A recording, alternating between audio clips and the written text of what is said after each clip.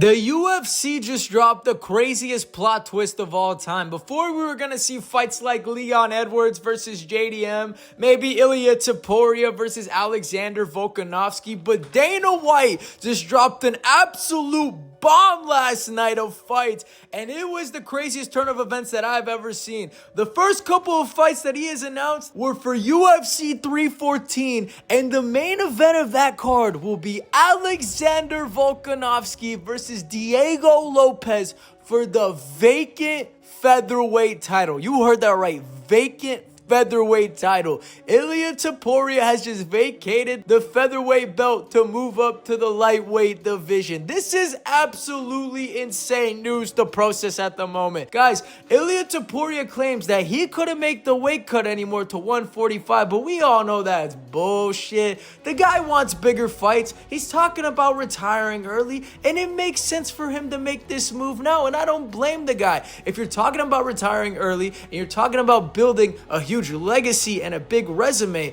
why not move up to the lightweight division? It's the premium division of the UFC. It is obviously the most stacked division in the UFC. It is prestigious in many ways, but at the same time, guys, look, he beat two of the featherweight goats. He knocked out Max Holloway and he knocked out Alexander Volkanovski. So him moving up now, there is no timetable of when he's going to fight or who he's going to fight. For the looks of things, it's not like he's going to fight Islam Makhachev off the gate. I don't think the UFC will do that just yet. I think they're going to give him a contender first. Maybe a Dustin Poirier, maybe an Arman Tsarukyan, or even Charles do Bronx. And if we get any of those fights, I won't complain about any single one of those because all of those are absolute bangers. Dustin Poirier said he wanted a big fight for his last fight, and who not bigger to give than a guy like Ilia Topuria, a guy that's in the pound for pound ranking. He's a big name in the sport at the moment. He's a huge draw across the whole UFC and the whole world right now. And I think that's a great fight, but no matter what, any of those fights is great. And if he wins against one of those contenders, you know damn well they're gonna feed him to Islam too. So I think this is great move for Ilia Topuria. I don't see why not for him to go up. It makes sense. It's a good thing for the featherweight division too, because if Ilia Topuria is stuck in the featherweight division, I don't think anybody else would have beaten him. And it brings a lot more opportunities for them there. So I'm not mad about it. I'm not going to complain. Ilia Topuria to lightweight is a great move for him. But let's get back to UFC 314. Let's talk about Alexander Volkanovski versus Diego Lopez, people. What a crazy main event. Look, this fight is very intriguing to me in many ways because it can end in several outcomes. There's a lot of question marks between both fighters. I mean, in Alexander Volkanovski's case, he's a lot older than he was in his prime. We all know this. And his last two fights did not go great for him at all. Obviously, he fought two killers in Islam and Ilia Topuria, but he did not look good in any of those fights. He got knocked out in both of those fights in bad fashion. There's a lot of question marks now in his game in general as a fighter. It's harder for guys like him at his age, at the weight class he is at, to really be as good as they used to be. You know, guys like Alexander Volkanovski that fight in these lower divisions, like the featherweight division, like the bantamweight division, or the lightweight division, they rely a lot on speed and precision. And as you get older, you lose the speed, you lose the fundamentals a little more. So that to me is concerning. But I feel like technical ability-wise, Alexander Volkanovski, it's still got to be there. I feel like he's still very precise. He's very crafty. He's decent on the ground. I think there's a chance he could pick apart Diego Lopez. But the problem is, can he withstand the storm of Diego Lopez in those first 3 rounds? Diego Lopez is a man that goes for the kill. We've seen it in 3 of those fights that he had in the UFC between Sadiq Youssef and Pat Sabatini, and he absolutely obliterated those guys. Obviously, those guys, they're not no Alexander Volkanovski, but we have seen how clinical this man is in this division. And we saw the fights between him and Brian Ortega and Dan Ige where they went the distance, and he was still piecing those guys up early on in the fight in the first 2 rounds. But as the fight proceeded, later on the fight, you really notice with Diego Lopez, he gasses out pretty quick because the guy puts out a lot of output in those first 2 rounds. So I think if Alexander Volkanovski could withstand the storm in the first 2 rounds, there's a good shot that he could win this fight. But man, I have a bad feeling it's going to end in heartbreak for Volk fans. I really think Diego Lopez will get him out of there. The guy is too clinical with his shots. He's got power. And from what we've seen from Alexander Volkanovski, the chin ain't as stiff as it used to be. The guy has suffered a lot of punishment over the years with a lot of the fights he has faced previously. I just don't think Alexander Volkanovski will beat Diego Lopez. I don't see it happening. I think Diego Lopez will get him out of there within the first 2 rounds. I think from what we saw against those last 2 fights for Volk, his chin, his confidence is very questionable. He's aging. He's deteriorating. At some point, your body is not what it used to be, and that's what we have noticed from Volk in his last 2 fights. Diego Lopez will knock him out, probably in the second round. We've got more bangers in UFC Miami at 314. Michael Chandler is fighting Paddy Pimblett. Paddy Pimblett, a couple months ago, completely flat out denied this fight, saying that it was happening. But now, Dana White just dropped the bombshell saying it's happening. I'm happy. I really am, because, man, apparently there were reports with Michael Chandler fighting Arman Tsarukyan, and I wasn't too fond of that. Michael Chandler definitely did not deserve that fight. He needed to fight a prospect, and now that they gave him one, this makes the most sense in the world for Michael Chandler. You got an up-and-coming guy in Paddy Pimblett, who is not lost in the UFC yet. He's 8-0 in the fights that he's fought in the UFC. He's a big name. He's a big draw. He's got a huge fan base out in the UK. And Michael Chandler, he's an entertaining fighter. People love to watch his fights. So this makes all the sense in the world for both fighters. I think it's a great matchup. It's a 5-round fight. We haven't seen Paddy Pimblett fight 5 rounds yet. I think realistically, Paddy Pimblett's gonna beat Michael Chandler. My only concern with Paddy Pimblett is if he just gets caught with that one haymaker from Michael Chandler. But that's something we haven't seen from Michael Chandler in a long time. The last time we saw Michael Chandler knock somebody out was against Tony Ferguson, and that was in 2022. People, we're in 2025 now. We're way beyond that. And Tony Ferguson was completely old, cooked, and deteriorated at that point. So I think Paddy Pimblett will win this fight. I have a weird feeling he will choke him out. I think Paddy Pimblett's grappling is elite, not to say that Chandler's is not.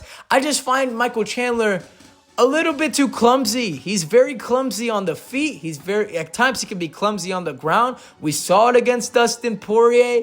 We saw how he overextends his punches. He's notoriously known for throwing meaty hooks. And the guy's just the showman at the end of the day. I really think he's just there to get his bag. And Paddy Pimblett is a huge draw. It's a big name, and you're still the co-main event of a pay-per-view. So it's still a W on Michael Chandler's book. It's not McGregor, but hell, dude, I think it's gonna be a great fight. And, dude, there's even more fights on this card, too. Jeff Neal fighting Carlos Prates. I think this was the best fight for Carlos Prates at the moment.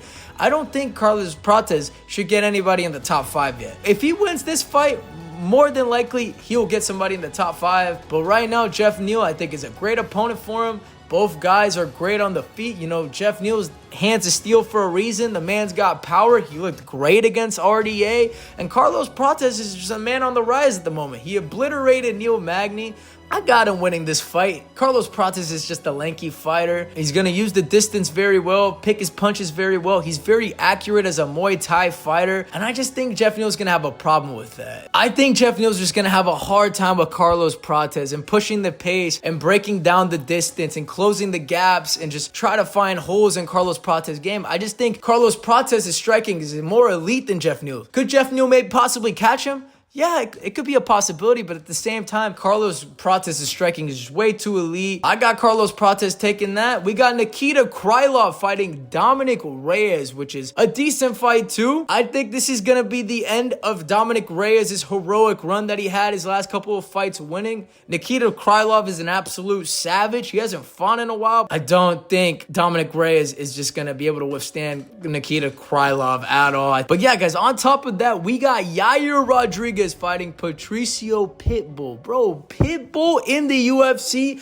I never thought this day would come. Is it 7-8 years premature? Yes, it is. But dude, Patricio Pitbull is still a big name outside of the promotion. I mean, the guy was a beast at Bellator. He was a 2-division champion. He was elite. Obviously, Bellator is no UFC, is none of that, but Patricio Pitbull in his day was a beast. And man, did Dana White really fuck him over in the first matchup. It's a banger. Yair Rodriguez is great, but man, I think Pitbull's gonna have a hard time with this one. Yair's double his size. If Patricio could take him down, I don't see it being that big of a problem, but I think he's gonna have a hard time doing that. I think Yair Rodriguez is gonna beat him in 3 rounds. I think he's gonna pick him apart. He's gonna use his leg kicks. He's gonna do all those crazy kicks. I don't see much coming from Patricio Pitbull. Those are the fights at UFC 314. There is more that Dana White has announced that I will talk about here, and that is UFC 315. And man, I was pissed as shit knowing that Shavkat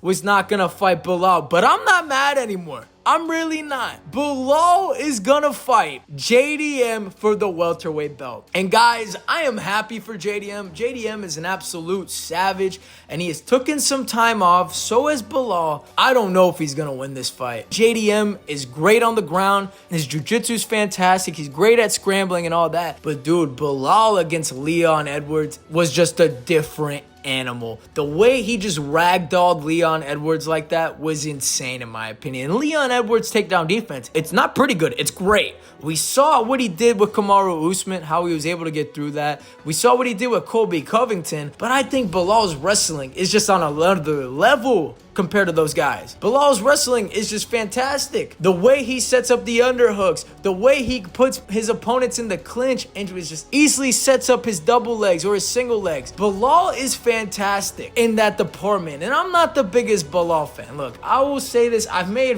videos previously on Bilal, calling him a crotch sniffer, calling him this and that. I really hope JDM knocks him out. I really do. I think JDM is fantastic on the feet.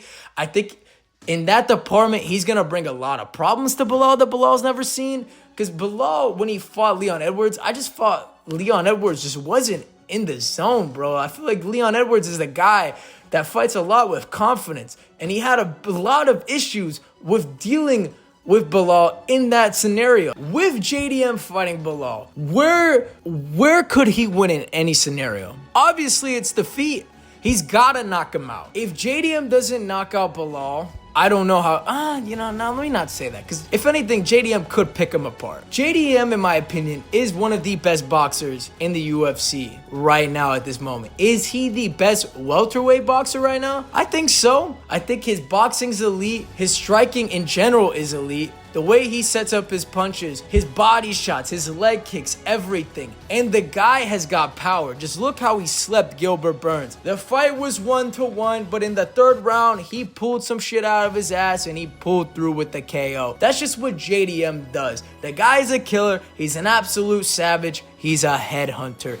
And his technical ability on the feet is fantastic too. So many people are concerned about JDM and the fact that he's been dealing with an injury. He's had a huge layoff, but I think that might benefit JDM in a way. The guy has gotten rest and his body's going to be completely recovered. Not to say that Bilal hasn't taken time off either. Just look at the injury he suffered with his toe. That shit was absolutely disgusting. But obviously, I don't think it's going to have the same effects that JDM's injury had with him. But I could really see him winning this fight, and I hope he does. I'm going to say, you know what? Fuck this. I was very conflicted at first, but damn, I hope JDM knocks this motherfucker out, bro. I want to see JDM as champion. I'm not going to be upset by it. I'd be so happy about it. I'm going to say JDM will knock out Bilal in the 4th. We got a couple more fights. Valentina Shevchenko is fighting Manon Fiorot. Great fight. I think it's the only fight they could have made in that division. Valentina Shevchenko, decorated champion. We saw the fight against Grasso. She looked great against Grasso. And Manon Fiorot, she's beaten some tough contenders. We saw what she did with Blanchfield. I'm pretty sure Valentina Shevchenko will cruise to victory on this one, but entertaining to say the least. The last thing I want to talk about in announcements when it comes to Dana White is UFC London's new main event. We now found out JDM is fighting Bilal Muhammad, who steps in JDM's place? That is none other than Sean Brady. I think it's a good fight for Leon Edwards. Out of all the contenders to get now, you get a guy like Sean Brady who's going to try and, maybe grapple you in the corner, grapple you in the clinch, do this and that. I think Leon Edwards is going to beat Sean Brady. I think he's going to beat him with ease. He's going to pick him apart.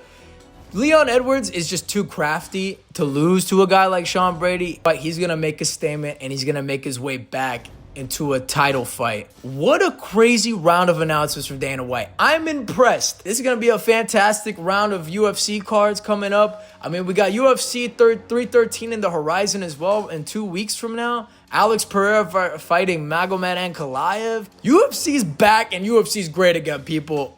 Round of applause for Uncle Dana, Uncle Mick, all those guys, dude. I'm happy about what's coming up. And let me know what you guys think in the comments below of all these announcements. Who do you think is going to win?